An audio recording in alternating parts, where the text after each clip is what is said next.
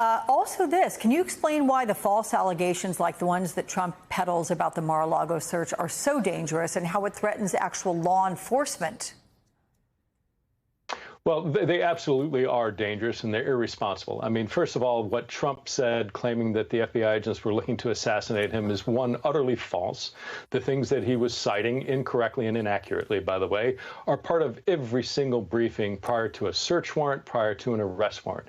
There's standardized wording that is said every single time. I've heard it dozens upon dozens of times over the course of my career.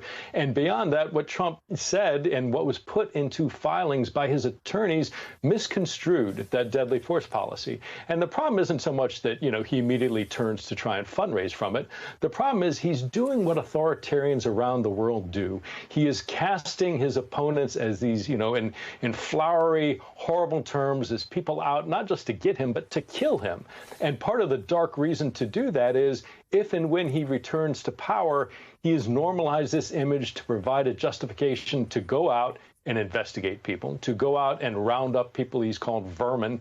It normalizes this idea that the other side is trying to use violence against me, and therefore I'm justified in using violence against them. It's a troubling development. It should stop, and I have every hope that Judge Cannon will respond to the government's filing late on Friday and impose some sort of restrictions on this outrageous behavior by the former president.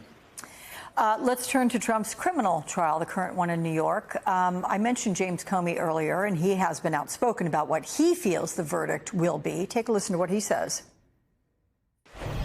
I wasn't sure that I would have when I read the indictment, but now having seen the case, I'm not sure after investigating it how they wouldn't bring it. They had a much stronger case than I imagined. There's an overwhelming chance of a conviction, a significant but much smaller chance of a hung jury, and zero chance of an acquittal. Overwhelming chance of conviction. Does he have good reason to be so confident?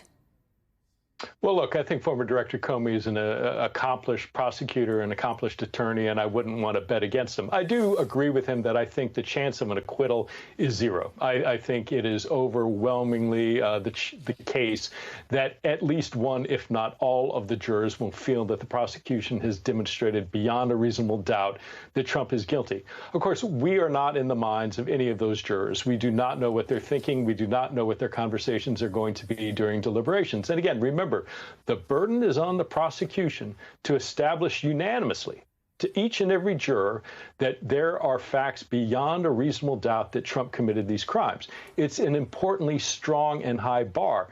I do think that the prosecution made a strong case. I do think that there is a significant chance that Trump will be found guilty, but I also think there's a real chance that this does result in a hung jury. Okay, Peter Strzok, we shall see. Thank you and appreciate your time on the holiday. Thanks.